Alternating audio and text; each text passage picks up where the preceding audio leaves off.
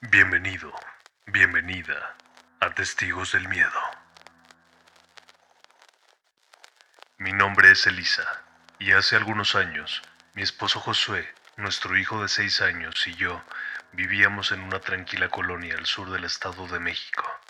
Al principio, todo era paz y armonía, pero eso cambió cuando comenzaron a circular rumores acerca de brujos y santeros mudándose a la zona. Al principio, pensamos que eran simples habladurías, pero poco a poco, la colonia se fue envolviendo de una oscuridad inquietante. Cada vez menos niños salían a jugar y menos personas se veían por la calle cuando se ocultaba el sol. Un día, mientras caminábamos al parque con nuestro hijo, nos topamos con algo macabro en el suelo: fotos de vecinos de la colonia. Las imágenes mostraban a personas conocidas de los alrededores, con rostros desfigurados y rodeadas de símbolos extraños que no comprendimos. Me dispuse a recoger todas las fotos para tirarlas a la basura, para que nadie más las viera y pasara un mal rato. Pero mi esposo me lo prohibió.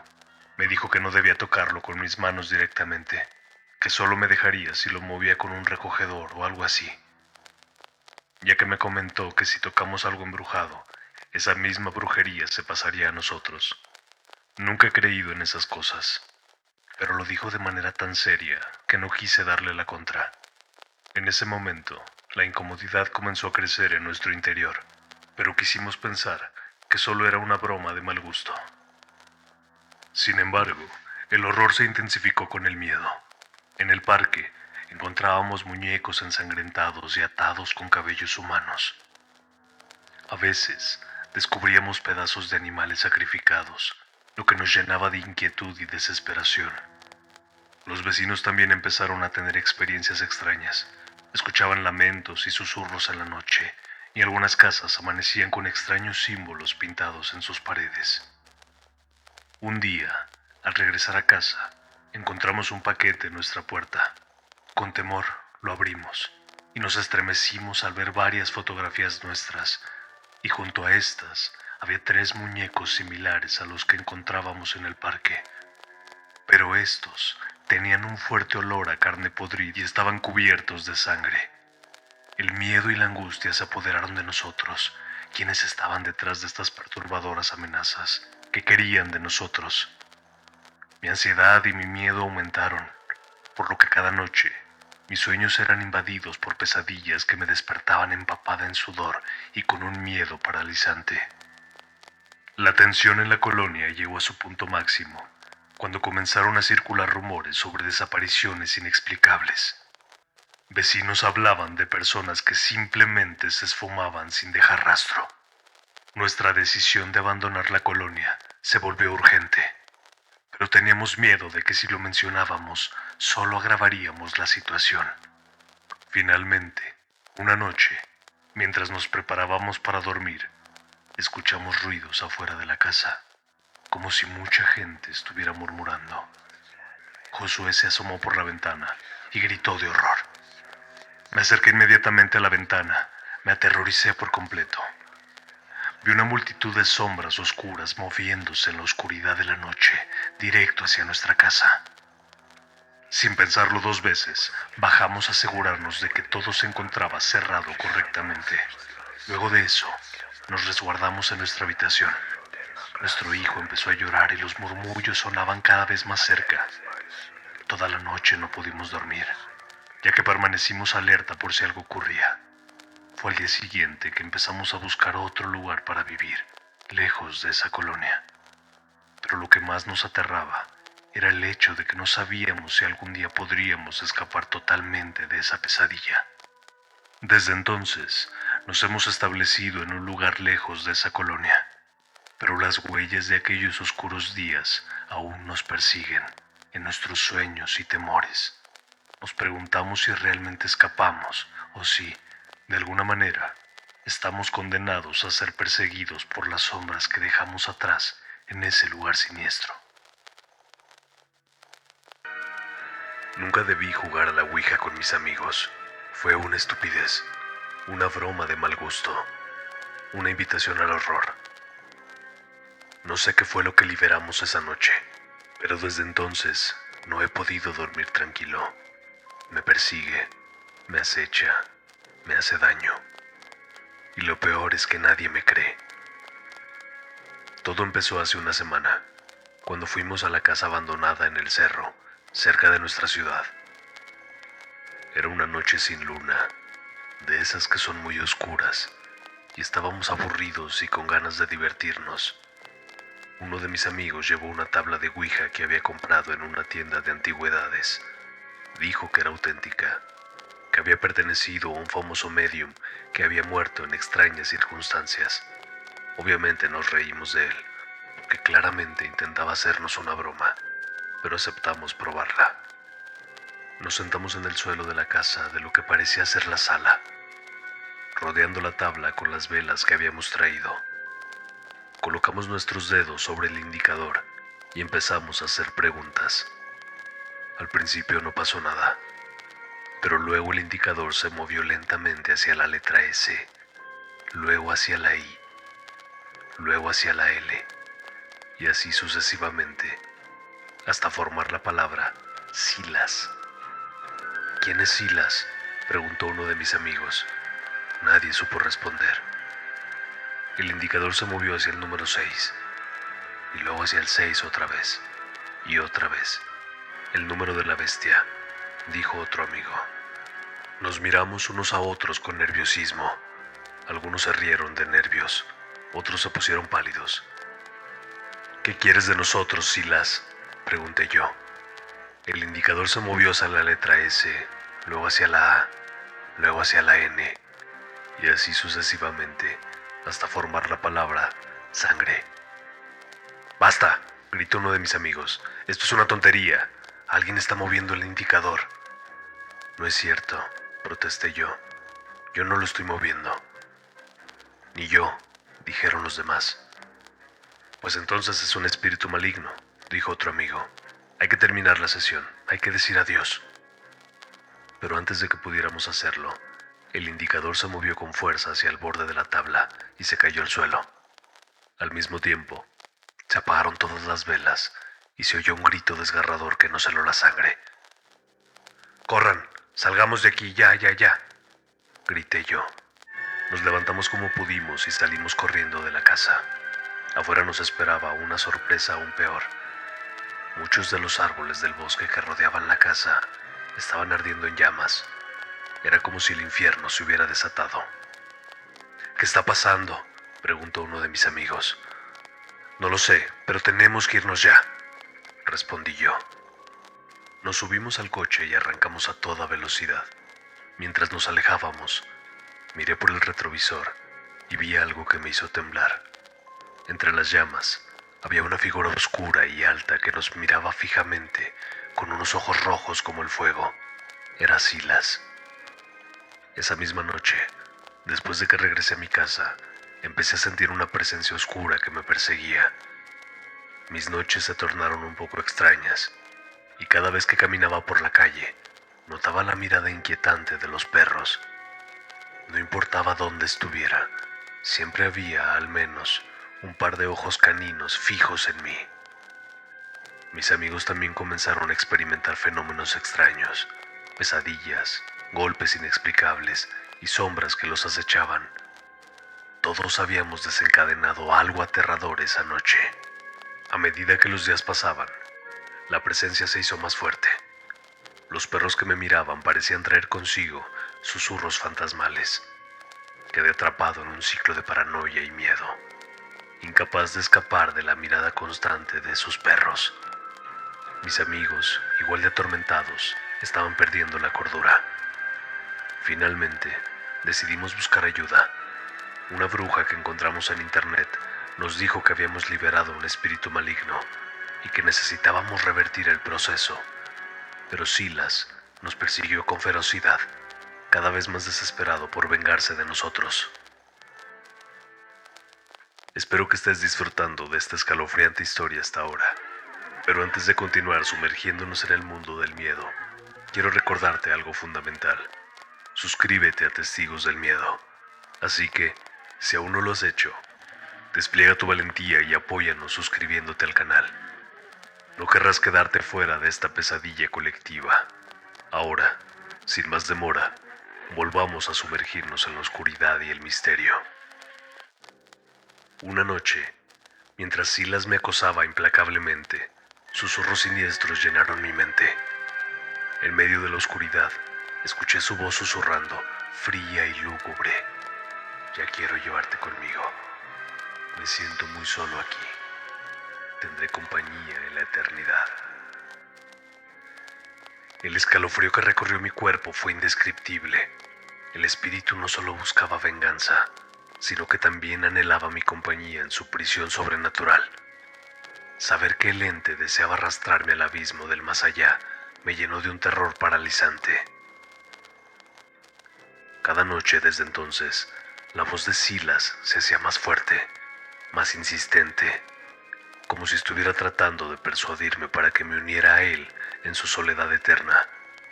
Pero yo me aferraba a la esperanza de encontrar una manera de cerrar la puerta que habíamos abierto, de liberarme de esta pesadilla.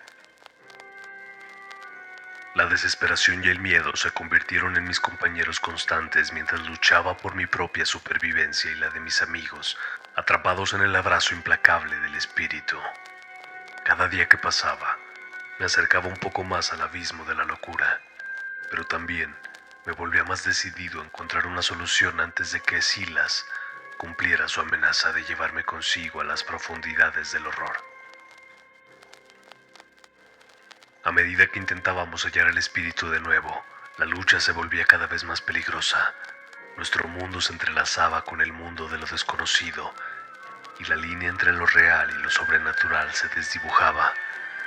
La última vez que vi a mis amigos, sus ojos reflejaban el horror infinito mientras eran arrastrados a las sombras por la entidad que habíamos liberado. Desde entonces, no he tenido paz. Silas me persigue a todas partes. Me susurra al oído cosas horribles.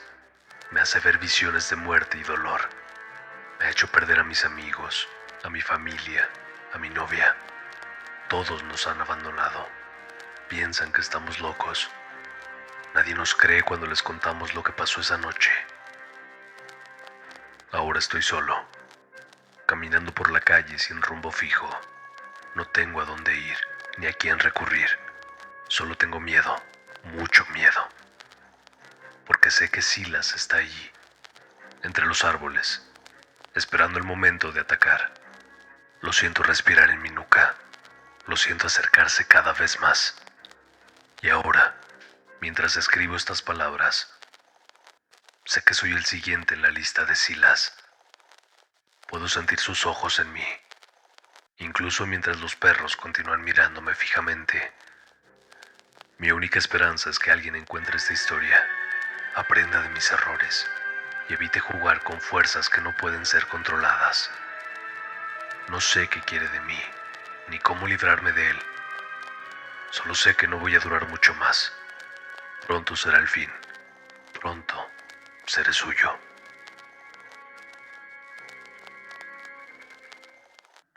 Buenas noches, testigos. Para comprender la anécdota que estoy a punto de relatar, debo explicar cómo llegué a esa casa.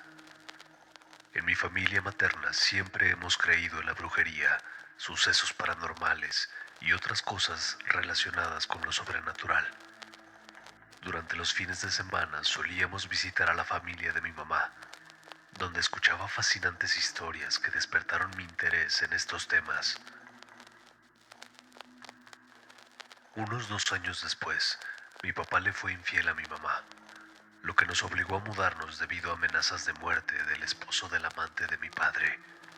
El nuevo destino estaba lejos, unas 5 o 6 horas de viaje. Durante este tiempo, me encontré vendiendo dulces para sobrevivir. Después, mi mamá logró ahorrar lo suficiente para mudarnos nuevamente, esta vez a un lugar a unas 10 horas de distancia, donde vivían mis abuelos maternos. Durante un mes, encontramos una casa cerca de la de mi abuela materna, aproximadamente a 5 o 6 casas de distancia. Al hablar con el propietario, descubrimos que uno de los cuartos tenía rastros de brujería. Mi mamá desechó rápidamente una bolsa con velas que se encontraban ahí y nosotros colocamos una imagen de Jesucristo en ese cuarto, así como en mi habitación que compartía con mi hermano. Pasaron 1 o 2 años y mi mamá se reencontró con una vieja amiga. Decidimos pasar el fin de semana en nuestra casa y planeamos jugar un juego similar al juego del calamar. Esa tarde, movimos las camas y los muebles para crear el escenario del juego.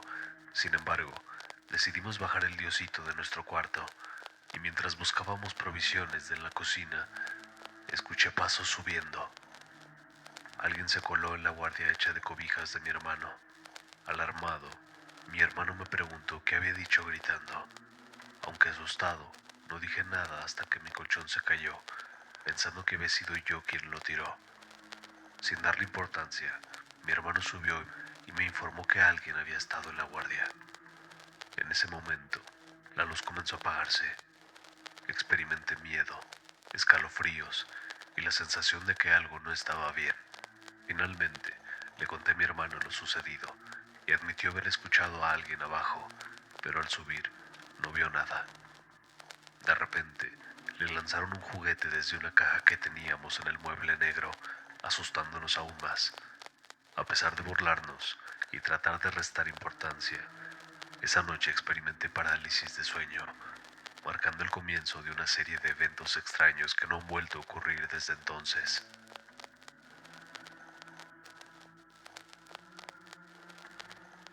Hace muchos años, cuando apenas era un niño, vivíamos en la casa de mis abuelos paternos. Era una modesta vivienda, pero rebosante de amor y siempre con suficiente comida. La peculiaridad comenzó con la ubicación de la casa, situada detrás de otra residencia aún más antigua. En el patio de esa casa se erguía un majestuoso árbol, de esos que inspiran la certeza de tener más de un siglo de existencia. En ese hogar vivía una pareja de adultos mayores con su hijo soltero, el cual era el único habitante más joven. Sin embargo, durante la temporada de los Santos Difuntos, que abarca desde mediados de octubre hasta finales de noviembre, cada noche resonaba un llanto de bebé, un lamento persistente que, dada la composición familiar de la casa vecina, resultaba desconcertante para nosotros. Los días centrales de los Santos Difuntos, específicamente el 31 de octubre y los primeros 2 días de noviembre, el llanto adquiría una intensidad inquietante, casi diabólica. La perturbadora similitud con el llanto de un recién nacido desencadenaba una sensación escalofriante entre los vecinos, recordando el tono lúgubre que se añade en las películas. Intrigados, los niños de la casa, incluido yo, decidimos investigar durante la noche. Fue así como descubrimos que el origen de ese llanto provenía del interior del antiguo árbol. Sí, desde su sólida madera. A pesar de que en apariencia no mostraba huecos ni grietas, aunque el árbol era anciano, seguía mostrando un verdor vigoroso. Durante esas temporadas, el llanto persistía sin cesar. Ante la desconcertante situación, la familia, con la colaboración de los vecinos, decidió derribar el árbol. Con el derrocamiento de aquel majestuoso árbol, cesaron los quejidos nocturnos. Este recuerdo, grabado en mi memoria desde la infancia, perdura con vívida claridad a pesar de que han transcurrido casi 4 décadas desde aquellos misteriosos sucesos.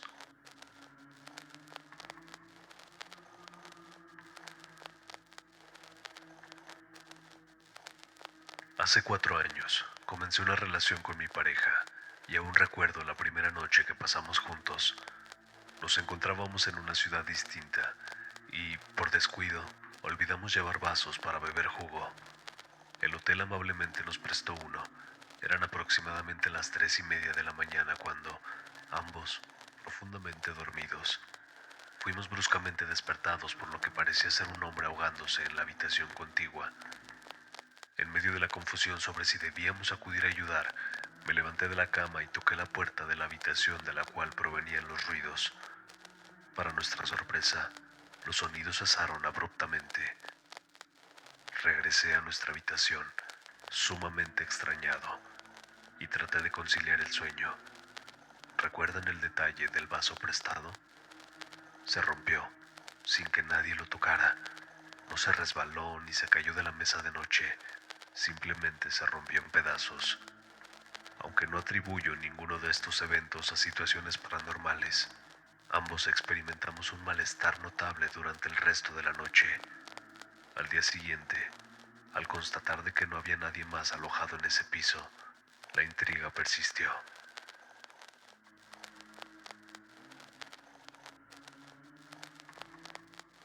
Actualmente tengo 15 años y mis padres se separaron cuando apenas tenía 10 o 9, no lo recuerdo bien. Mi papá ha pasado por varias casas, pero hay una que jamás olvidaré. Durante la semana me quedaba en casa de mi mamá, mientras que los fines de semana me iba a casa de papá. Esa fue la primera vivienda que alquiló.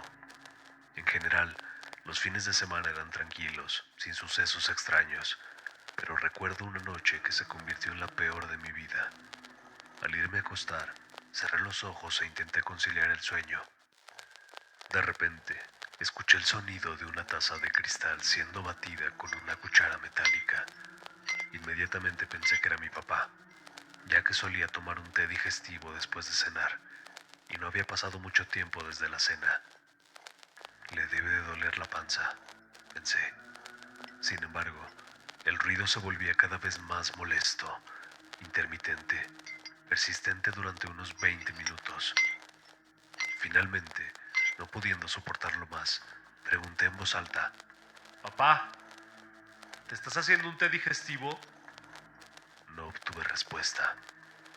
Aumenté el tono de mi llamado: «¿Papá? ¿Papi?». Pero nadie contestó. Aunque intenté dejarlo pasar, el ruido persistía, impidiéndome conciliar el sueño. Observé la ventana de mi habitación, cubierta por cortinas, y noté un tubo colgado del techo. Cabe destacar que la casa tenía rejas, por lo que resulta imposible que alguien entrara. Permanecí largo rato observando la ventana cuando, de repente, vi una mano saludándome antes de desaparecer. Fue en ese momento cuando el pánico se apoderó de mí y el miedo se intensificó. Lloré en silencio, esperando que el temor se disipara, pero no fue así. Finalmente, decidí ir a la habitación de mi papá y le conté lo sucedido entre sollozos. Mi papá me dijo que esa casa no estaba bendecida y que él mismo había experimentado situaciones más aterradoras. Habló de fuerzas que se apoderan de la mente, distorsionando la percepción y generando visiones inexplicables. A pesar de ello, siempre me ha dicho que tengo una conexión con el más allá, basándose en lo que le cuento y en lo que veo. Puede sonar extraño, pero así es mi vida.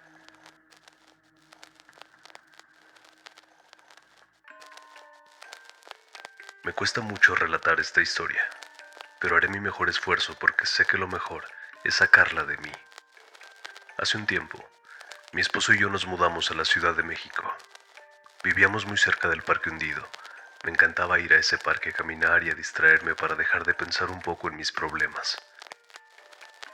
Nos fuimos a vivir a la Ciudad de México como un nuevo comienzo, ya que años atrás había mantenido una relación tormentosa con una expareja, y tiempo después conocí a quien actualmente es mi esposo. Al poco tiempo quedé embarazada, pero luego de 6 meses de embarazo, en una cita con el ginecólogo, derivada de unos dolores que había tenido en el vientre, me dijo que mi bebé había muerto dentro de mí. Mi mundo se vino abajo. Empecé a tener muchos problemas de salud a partir de ahí. Me diagnosticaron anemia y tenía las defensas muy bajas. La verdad es que ya no quería seguir. Después de todo lo que me había pasado, ¿qué más podría empeorar? Realmente ya nada tenía sentido en ese momento. Culpé a todo mundo, ya que el convertirme en madre era uno de mis más grandes anhelos, y en ese momento ya no podía más. Pensé en quitarme la vida poco después de eso, pero con el apoyo de mi esposo y mi familia logré salir adelante. Algunos meses después de eso, a mi esposo lo llamaron para un nuevo trabajo en la Ciudad de México. Pensé que las casualidades no existían y que por algo le habían dado ese trabajo. Como lo comenté antes, lo vimos como un nuevo comienzo. Conocer nuevas personas, nuevas rutas por recorrer. He de admitir que la ciudad me daba un poco de miedo, pero lo pensé como un reto, lo cual estaba dispuesta a enfrentar, así que eso me motivó un poco.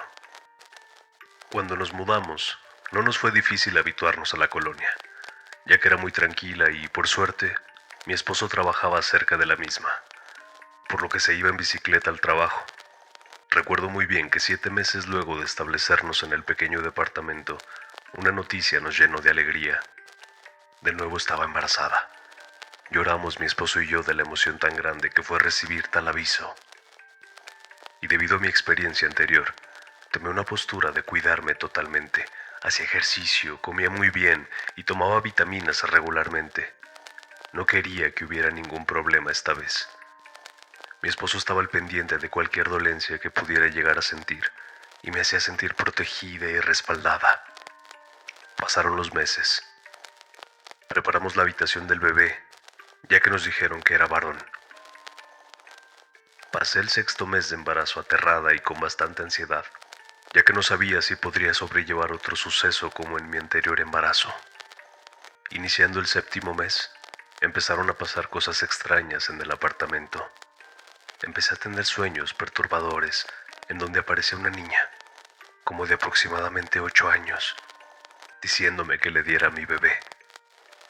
Recuerdo que en mis sueños corría y me escondía de ella con mi bebé en brazos.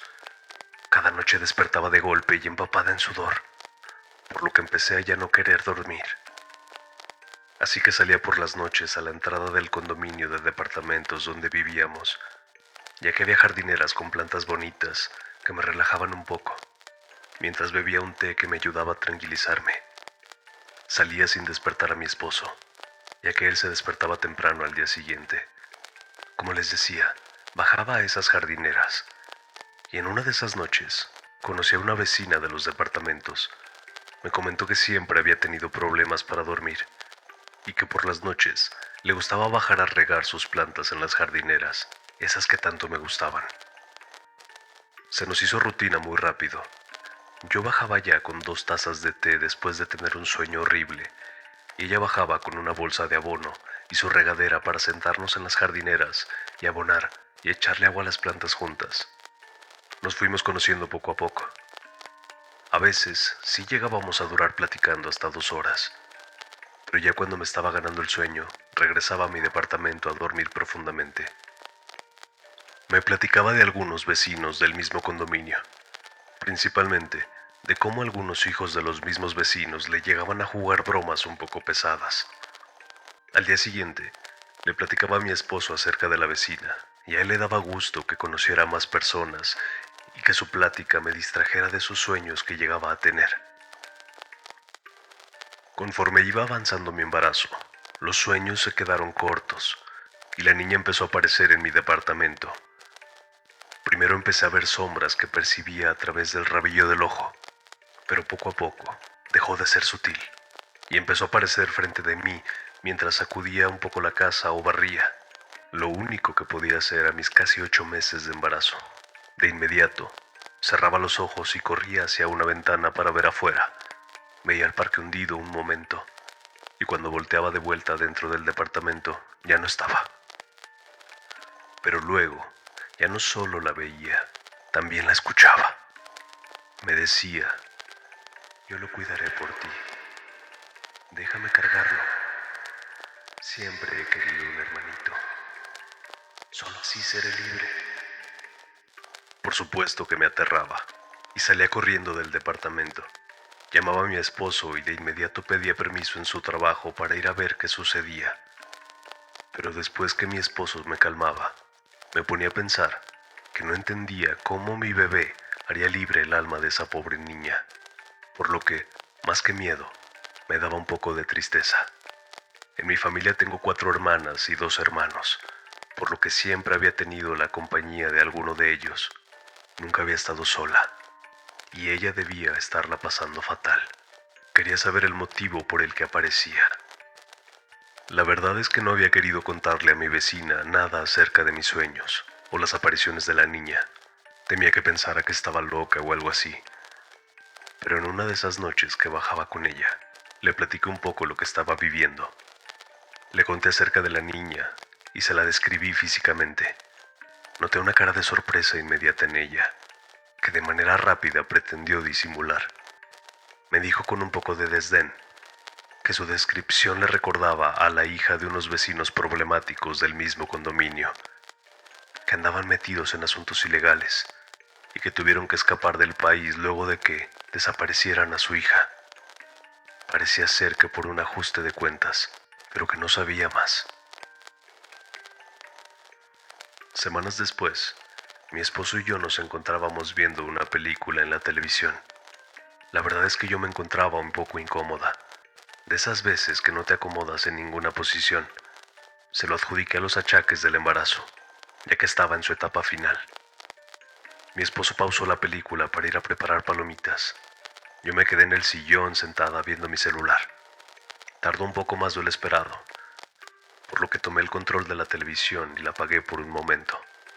Pero cuando la apagué, en el reflejo de la misma, pude ver a la niña hincada en el suelo, con su cabeza pegada en mi vientre, como lo hacía mi esposo cuando quería escuchar el corazón de nuestro bebé.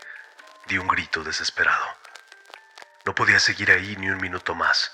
Le pedí a mi esposo que regresáramos a nuestra ciudad o que, al menos, esa noche nos fuéramos de ahí.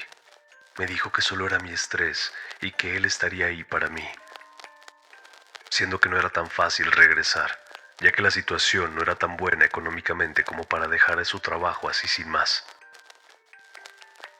Una mañana, sirenas de policía cercanas me despertaron, aún con sueño debido a que en la noche anterior estuve hablando con mi vecina. Intenté volver a dormir, pero en cuanto escuché gritos y mucho ruido en el piso de abajo, salí del departamento para ver qué sucedía. Resulta que se estaban llevando a mi vecina. No supe lo que pasaba. Acordonaron todo el condominio y me espanté demasiado, por lo que empecé a tener dolores en el vientre. Llamé a mi esposo de inmediato. No lo dejaron entrar al condominio, por lo que pedí ayuda a la misma policía que se encontraba allí, y pudieron llevarme con mi esposo para que me llevara al hospital. Mi bebé nació ese mismo día por la noche. Gracias a Dios, fue un bebé fuerte y sano. Permanecí en observación un día completo por mi antecedente de anemia y me dieron de alta la noche siguiente. Preparé mis cosas, tomé a mi bebé y me dispuse, con bastante miedo he de admitir, a regresar al condominio. Cuando llegó mi esposo por nosotros, lo noté bastante callado y pensativo, como si quisiera decirme algo, pero que no se atrevía. Con nuestro hijo en manos, nada más me importaba. Pero cuando noté que no íbamos al condominio, sino que estábamos saliendo de la ciudad, me extrañé y me animé a preguntarle. Lo que me dijo me dejó impactada. Resulta que mi vecina era la principal sospechosa de la desaparición de la niña, que se aparecía en nuestro departamento. Tal parece que los padres de la niña contrataron a un investigador privado y encontró pruebas de que la niña se encontraba dentro del departamento de esta señora. Así que, cuando la policía fue a investigar, descubrieron el cuerpo de la menor en estado avanzado de descomposición en un contenedor sellado dentro de su departamento. Dentro de tal contenedor, el cuerpo estaba cubierto de basura orgánica, tierra, hojas secas y gusanos, como si de una composta se tratara. Y parece ser que usaba poco a poco el cuerpo descompuesto de la niña para abonar las plantas de las jardineras, esas plantas que tanto me gustaban. Nunca volvimos a ese condominio, ni supimos qué pasó después, pero llegué a la conclusión de que la pobre niña solo quería dejar de ser víctima de esa persona y descansar en paz, y que no le importaba usar a otra víctima, con tal de que se le dejara en paz. Hasta el momento, se me pone la piel de gallina al recordar todo eso, pero cada noche rezo por esa niña que nunca supe quién era y que solo necesitaba ayuda.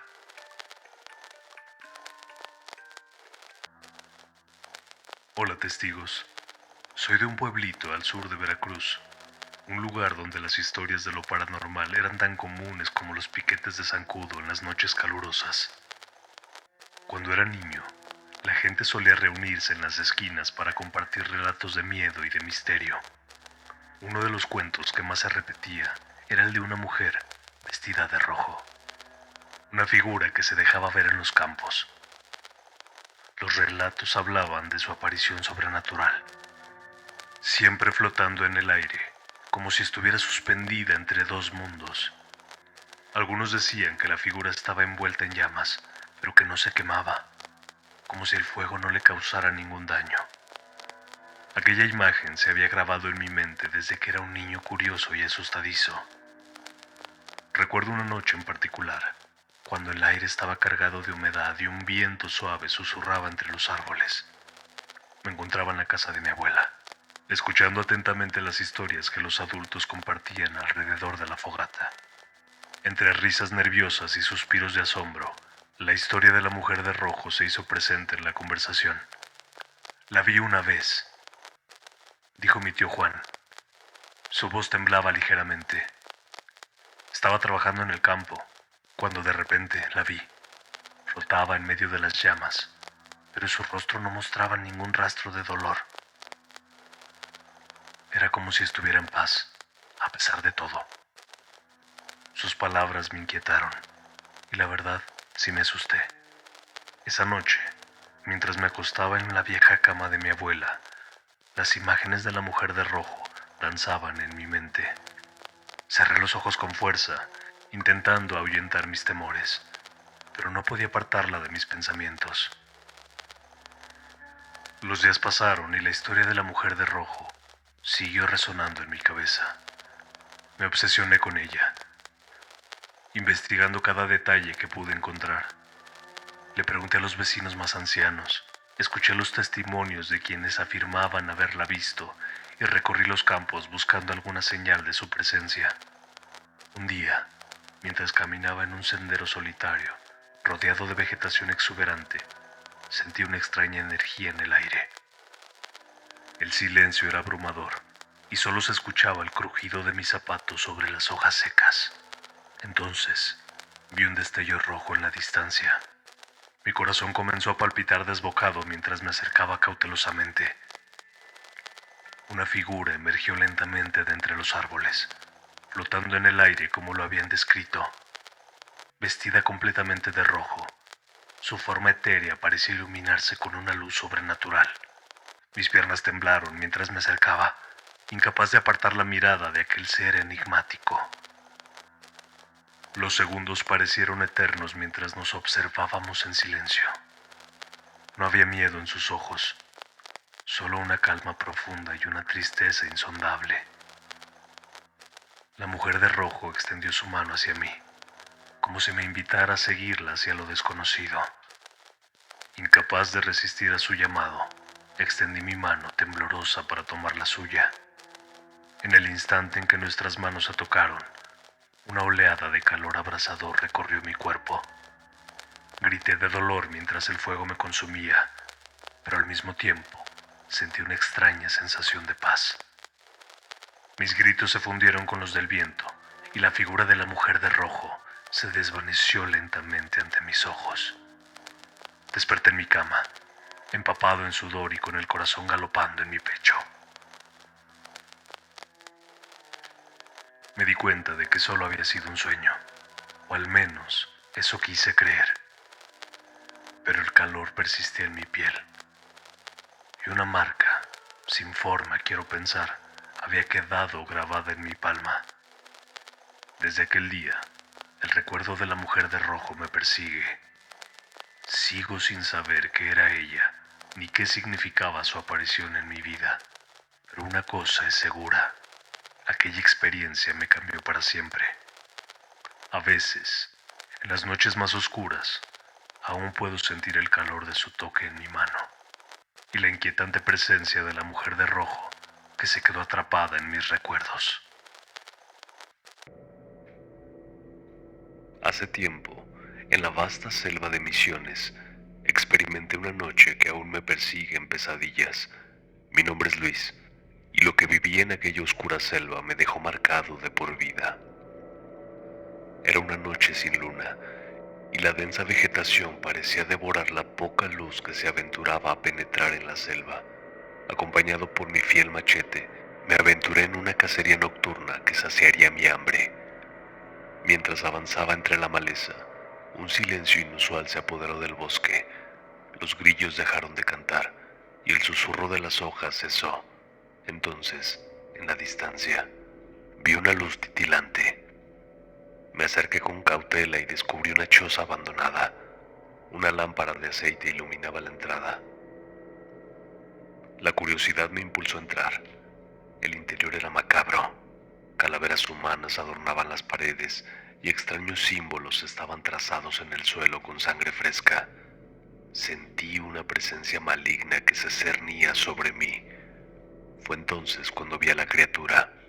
Era una figura alargada, con ojos sin pupilas y una sonrisa que helaba la sangre.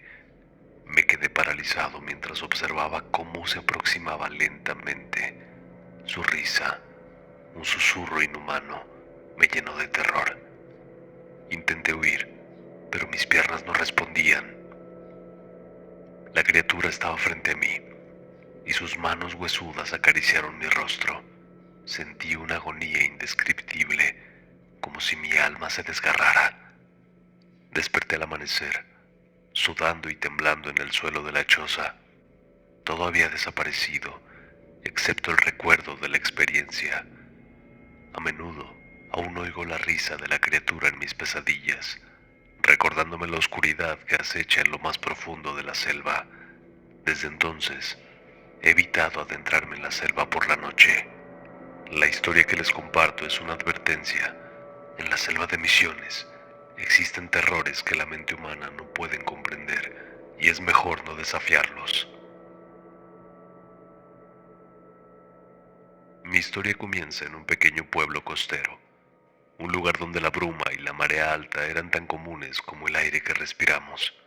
Aquella noche, un grito aullante me despertó de mi sueño.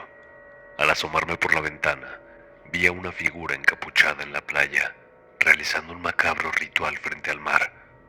Intrigado y asustado, descendí a la playa en silencio, ocultándome en las sombras mientras observaba el ritual. La figura encapuchada, que no parecía ser de este mundo, recitaba palabras en un idioma antiguo y oscuro. El mar rugía en respuesta. Las olas golpeaban la costa con una ferocidad sobrenatural. Entonces, algo emergió del océano. Una criatura grotesca y tentacular se alzó sobre las olas, sus ojos brillando con un hambre insaciable. La figura encapuchada parecía invocar a la bestia, ofreciéndole algo que no pude discernir. El horror se apoderó de mí, pero antes de que pudiera huir, la criatura dirigió su mirada hacia donde yo me ocultaba. Sus ojos se encontraron con los míos y sentí un frío indescriptible recorrer mi espalda. Sabía que me había visto. Corrí de regreso al pueblo, pero desde aquella noche las pesadillas me persiguen sin piedad. Veo a la criatura en mis sueños, su piel viscosa y sus tentáculos retorciéndose. Susurros en un idioma incomprensible llenan mis pensamientos y siento que se acerca cada vez más. La gente del pueblo no parece recordar el incidente, como si estuvieran atrapados en una pesadilla que solo yo puedo recordar. Me han dicho loco y me han confinado a un manicomio, pero sé que la criatura está allá afuera, esperando, acechando en las profundidades del océano.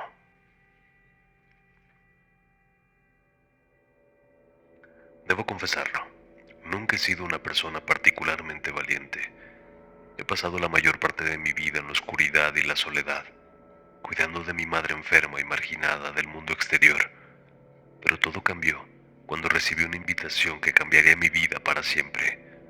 La carta llegó por correo, una soleada tarde de verano. Un mensaje inesperado de un pariente lejano. Decía que había heredado una casa ancestral en una pequeña aldea.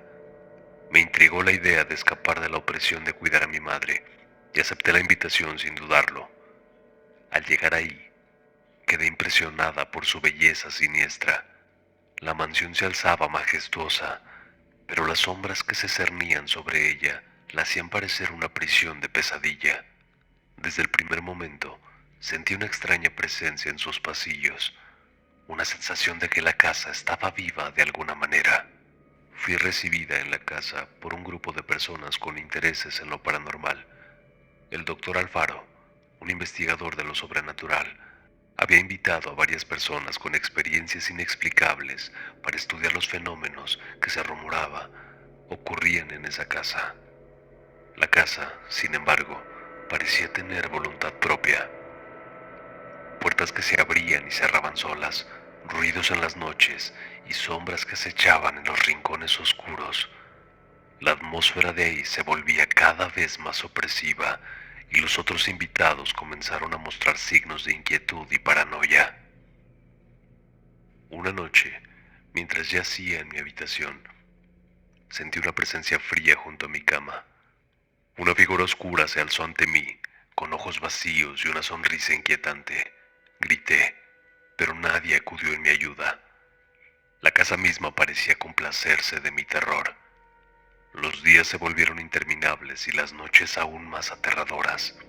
La casa, con sus pasadizos enrevesados y su arquitectura retorcida, parecía tener la intención de atraparnos a todos.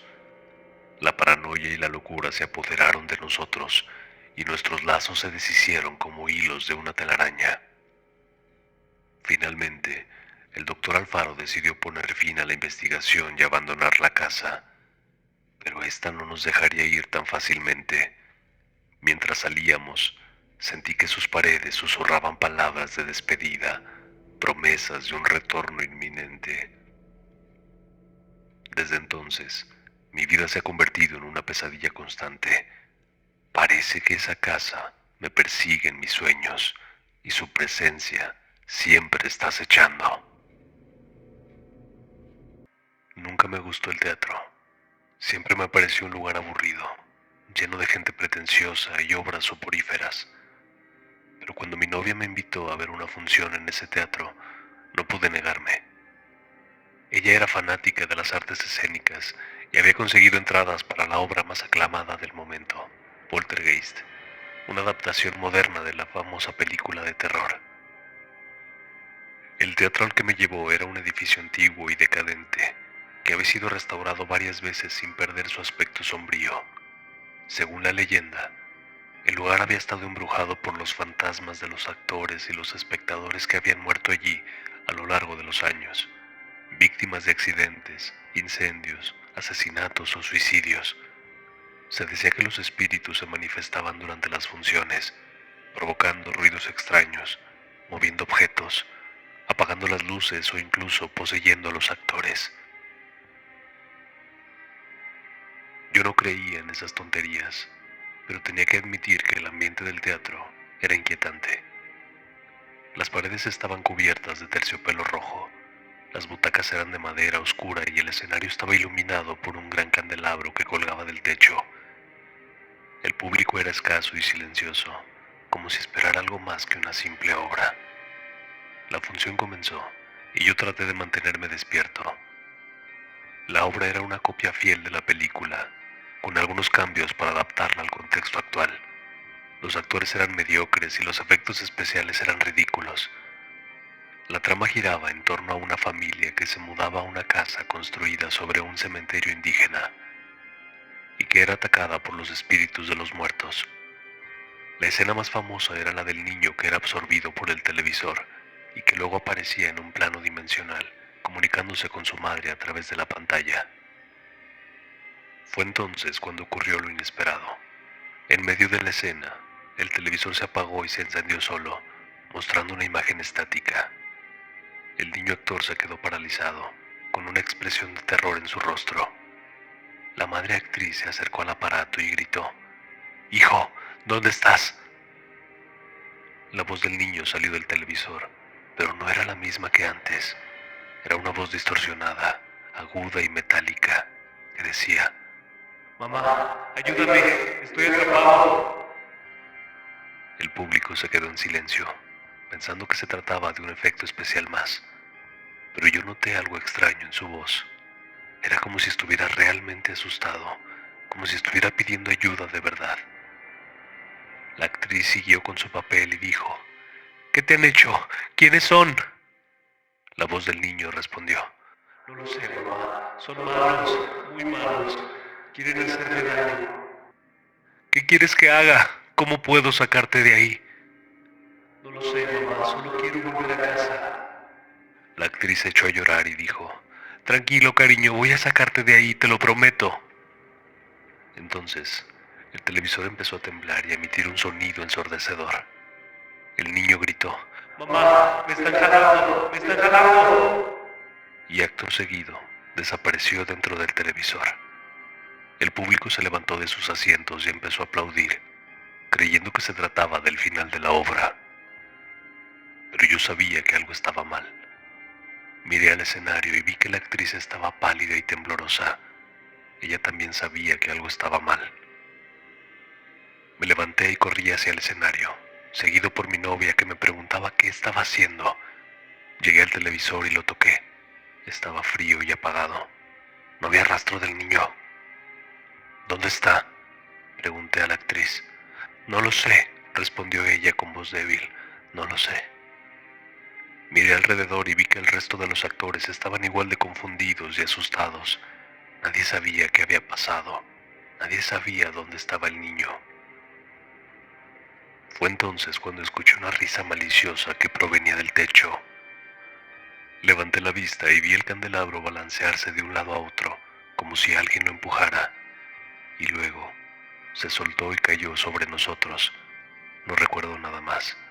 Solo recuerdo el dolor, el fuego, los gritos y la risa.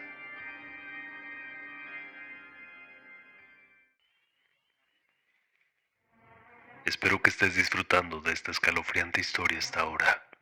Pero antes de continuar sumergiéndonos en el mundo del miedo, quiero recordarte algo fundamental.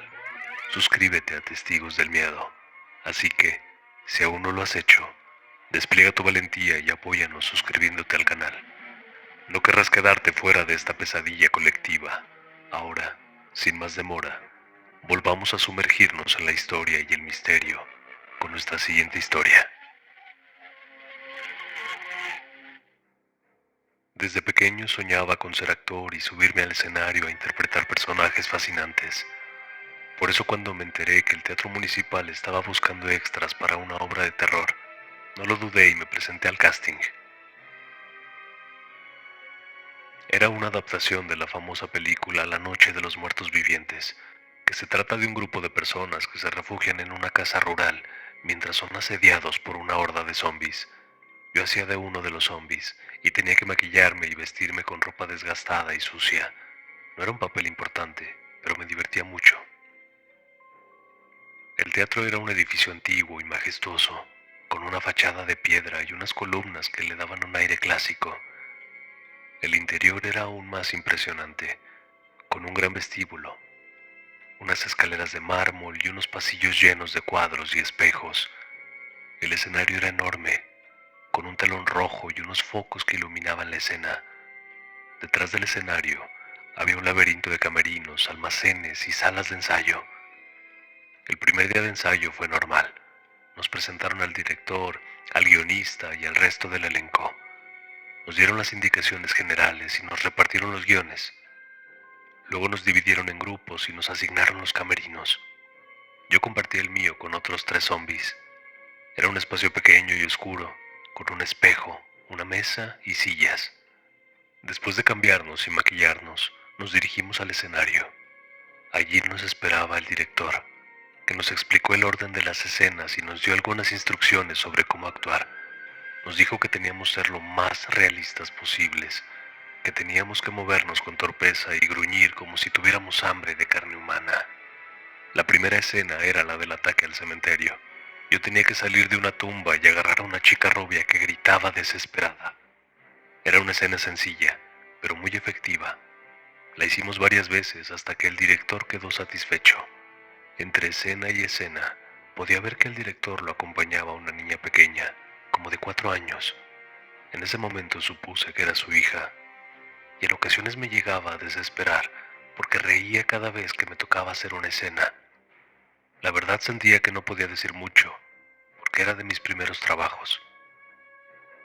La segunda escena era la del asalto a la casa.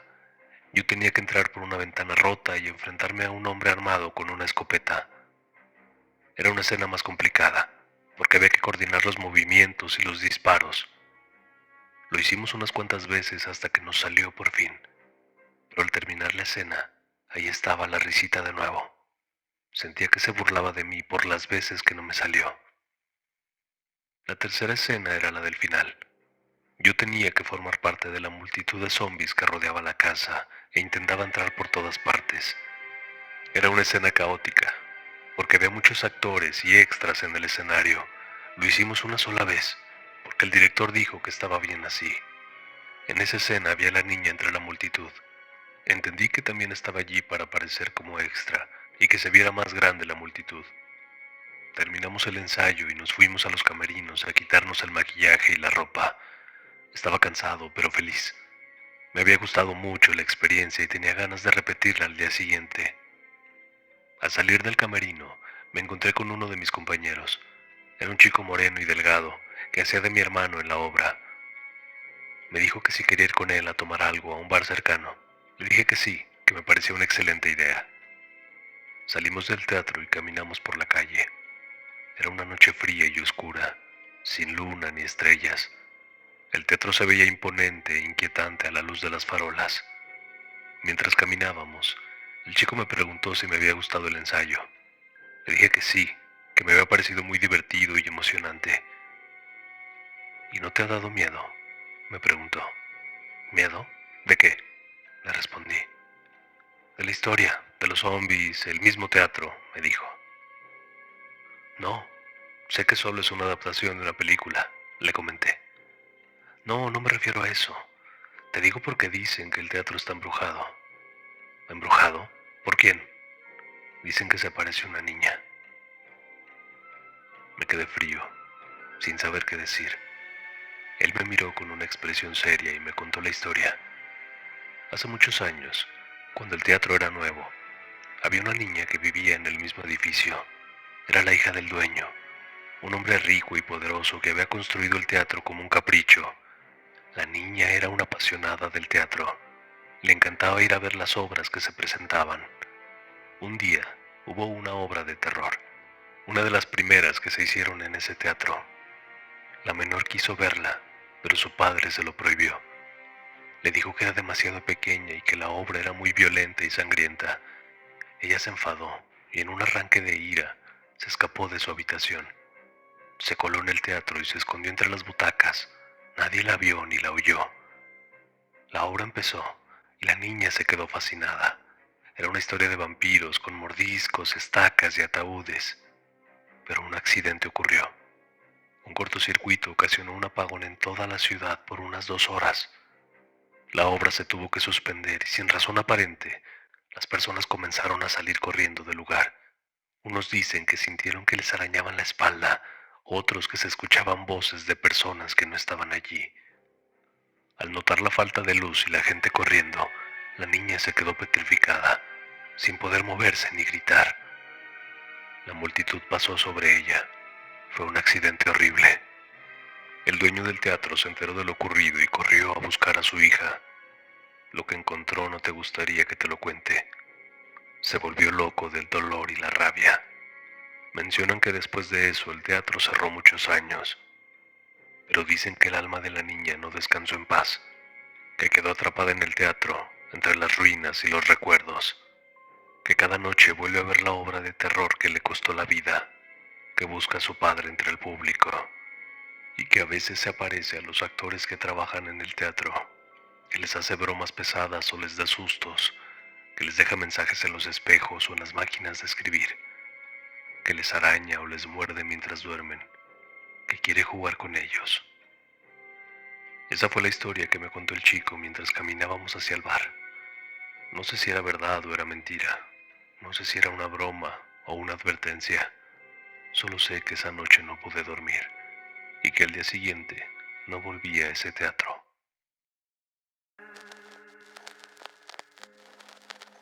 Hola testigos. Vivo en un pueblo que yace a las orillas de un bosque antiguo y misterioso. Los árboles se alzan majestuosos y oscuros, como gigantes vigilantes que ocultan secretos ancestrales. Hace poco, me encontraba comprando mi despensa de la semana, cuando me enteré por vecinos que una niña pequeña había desaparecido. Alicia, una pequeña niña de 4 años, se encontraba jugando a las orillas del bosque con su familia, y así, sin más, no regresó a su campamento. Mi estómago se revolvió de golpe. Esta noticia se propagó como un incendio en la comunidad y la angustia se apoderó de todos nosotros. Al ser un pueblo pequeño, la mayoría nos conocemos, por lo que las brigadas de búsqueda se organizaron de inmediato, y los voluntarios se aventuraron en el bosque con la esperanza de encontrar a la niña sana y salva. Pero, mientras los días se convertían en semanas, la desesperación se instaló en nuestro pueblo. Cada vez que se realizaban búsquedas en el bosque, una nueva tragedia golpeaba nuestros corazones. Alguien más desaparecía sin dejar rastro. Hasta el momento, habían sido 19 personas las que se habían perdido en la oscuridad de los árboles. Nadie sabía qué o quién estaba detrás de estas desapariciones, pero los rumores comenzaron a extenderse como la peste. Se decía que en el bosque habitaba una criatura con forma humanoide, una abominación que se escondía entre los árboles y se alimentaba de aquellos que osaban aventurarse en su territorio. Se decía que cada víctima le otorgaba más fuerza y poder a esta bestia, y que su hambre insaciable no conocía límites. Las noches se volvieron un tormento. Las calles del pueblo quedaban desiertas al caer el sol, y el bosque se convirtió en un espectro amenazador que se cernía sobre nosotros. Las casas se cerraban con llave y las luces se encendían con temor, como si la luz pudiera protegernos de lo desconocido que acechaba en la oscuridad. No pasó mucho tiempo antes de que la paranoia se apoderara de nuestra comunidad. Los amigos se volvieron sospechosos, los vecinos murmuraban en voz baja, y las miradas de miedo se cruzaban en las calles. Nadie se atrevía a aventurarse en el bosque, y el pueblo se convirtió en una presión autoimpuesta, donde la amenaza de lo desconocido yacía sobre nosotros como una espada afilada. Cada noche se podían escuchar aullidos lejanos y desgarradores que provenían del bosque. Eran aullidos que helaban la sangre y que parecían clamar por más almas para alimentar su insaciable hambre. Los ruidos de la criatura se mezclaban con el viento, como si estuviera tratando de seducirnos, de atraernos hacia su abrazo oscuro. Después de tantas desapariciones y de vivir sumidos en el miedo, el pueblo finalmente decidió tomar medidas drásticas. La tensión en la comunidad era palpable, y la desesperación había alcanzado su punto máximo. Habíamos perdido la confianza en nuestro propio refugio, en nosotros mismos, y el bosque no dejaba de llevarse a los nuestros. Se convocó una reunión de emergencia en la plaza del pueblo, donde los residentes expresaron sus temores y frustraciones. Algunos sugerían abandonar el pueblo por completo, dejando atrás nuestras vidas y recuerdos. Otros abogaban por una última búsqueda en el bosque, decididos a enfrentar lo que fuera que acechaba entre los árboles. Finalmente, se formó un grupo de valientes voluntarios, decididos a adentrarse en el bosque una vez más, armados con linternas, cuerdas y armas improvisadas. Avanzaron con determinación hacia el corazón del bosque, en busca de respuestas. A medida que se internaban en la espesura, los aullidos distantes de la criatura resonaban como un lamento espeluznante. El pueblo esperó con el corazón en un puño, temeroso de lo que pudiera encontrar. Las horas pasaron lentamente, y el sol comenzó a ponerse, arrojando sombras aún más oscuras en el pueblo. Entonces, finalmente, el grupo de búsqueda regresó. Sus caras estaban pálidas y sus miradas vacías. Traían consigo una historia que heló la sangre de todos los presentes. Habían encontrado un área del bosque que parecía ser el refugio de la criatura. Entre los árboles torcidos, descubrieron una serie de marcas y símbolos misteriosos hallados en la corteza de los árboles, como si fueran inscripciones rituales. Había también restos de ropa y objetos personales de las víctimas, pero no encontraron ningún rastro de la pequeña Alicia, ni de los otros desaparecidos. El grupo relató que mientras exploraba la zona, habían sentido una presencia acechándolos en cada sombra. Los aullidos de la criatura parecían seguirlos, como si estuviera jugando con ellos. Temerosos de convertirse en las próximas víctimas, tomaron la decisión de retirarse del bosque. Con esta nueva información, el pueblo estaba en un dilema. La criatura seguía suelta en el bosque, y las desapariciones no habían cesado. Algunos argumentaban que debíamos buscar la ayuda de expertos en cacería o de las autoridades locales, mientras que otros preferían abandonar el pueblo para siempre. La situación seguía siendo desesperada y aterradora. El pueblo estaba dividido entre quienes querían enfrentar a la criatura y aquellos que preferían huir para salvar sus vidas. Mientras tanto, el bosque antiguo y oscuro continuaba siendo el epicentro de un horror que parecía no tener fin. Y todos vivíamos bajo la sombra de la bestia, con forma humanoide, que se alimentaba de nuestras almas aterrorizadas. No sé cuánto tiempo más podremos resistir esta pesadilla. El pueblo está al borde del colapso, y la esperanza parece un recuerdo lejano. En el silencio de la noche, cuando el viento aúlla a través de los árboles y las sombras se alargan, me pregunto si algún día descubriremos la verdad detrás de estas desapariciones, o si el bosque se convertirá en nuestro sepulcro colectivo, alimentando a la bestia con nuestras almas aterrorizadas.